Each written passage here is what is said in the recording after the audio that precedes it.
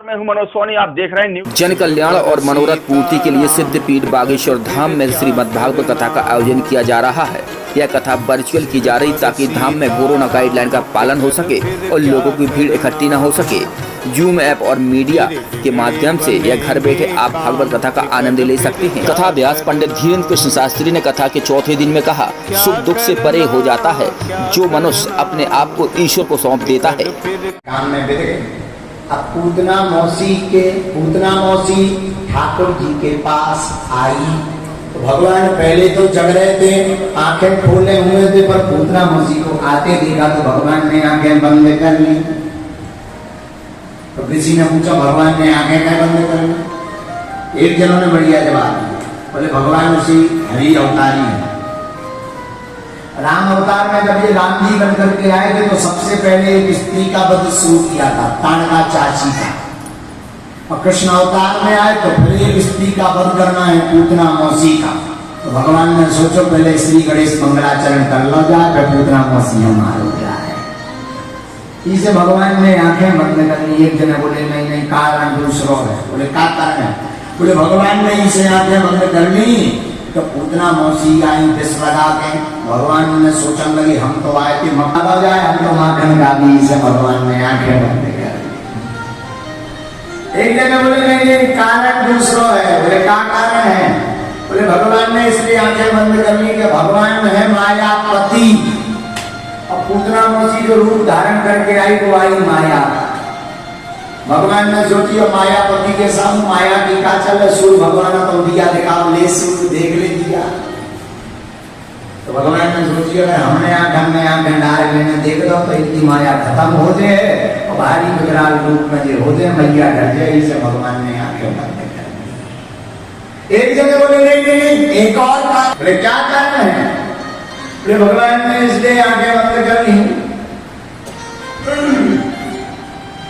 भगवान ने सोचा कि लोग कहते हैं कि आपकी आंखों में बड़ा जादू है, शायद हम देखते रहे, कहीं आई है मारने के लिए, कहीं ऐसा ना हो हमारे नेत्रों को हमारे रूप को देख करके मोहित हो जाए, मारना छोड़ दे। सो पूतना मौसी बच के मर जाए। भगवान ने सोचो बच के नहीं, भगवान ने इसे भगवान ने आंखें बंद कर दी। भगवान ने आंखें बंद की। अच्छा एक बात है, यहाँ पर हमें एक कथा और ध्यान है। भगवान चुप क्यों? इसलिए चुप हो गए।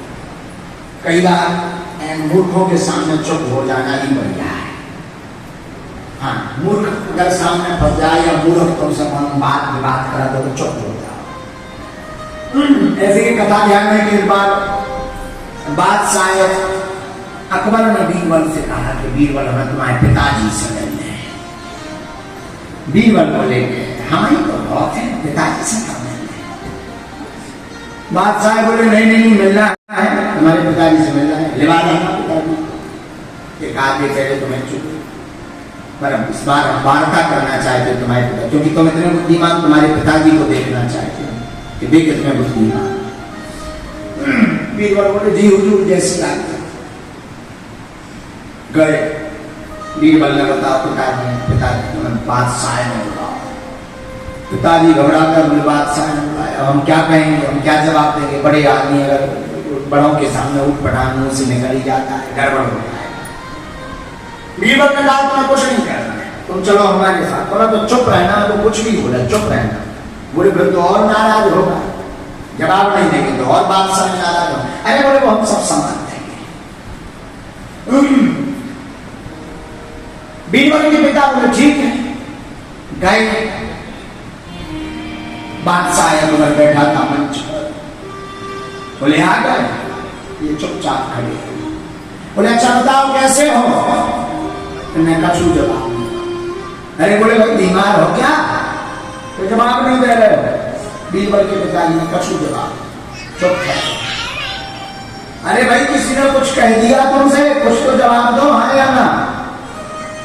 मैं कछु नहीं बोलते, देखो घर से बड़ी पड़ा है। चुप हास्य भाव में अकबर ने पूछा बीरबल से, अच्छा बीरबल एक बात बताओ, किसी मूर्ख से पाला पड़ जाए तो क्या करना चाहिए? बीरबल बोले जो हमारे पिताजी कर रहे हैं। बोले अगर किसी मूर्ख से पाला पड़ जाए तो जो हमारे पिताजी कर रहे वो करना चाहिए। हाँ, किसी मूर्ख से पाला पड़ जाए तो चुप रहना चाहिए। हाँ, बात विवाद करोगे आपस में, इसलिए भगवान ने आंखें नहीं चुनाई, इसीलिए भगवान ने आंखें चुप हो गया। मूरा का पूतना मौसी,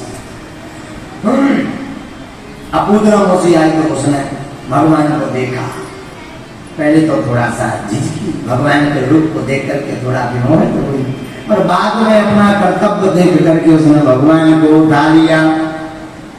कारम कराभ्याम भगवान प्रवीरय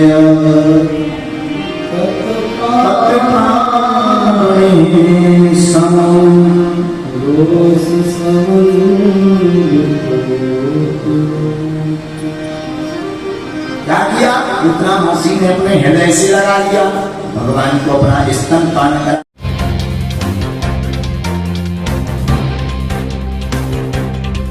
ताज़ा और इन खबरों के लिए आप देखते रहें न्यूज़ साधना न्यूज। हमारे पेज को शेयर करें, लाइक करें, यूट्यूब पर आज ही सर्च करें।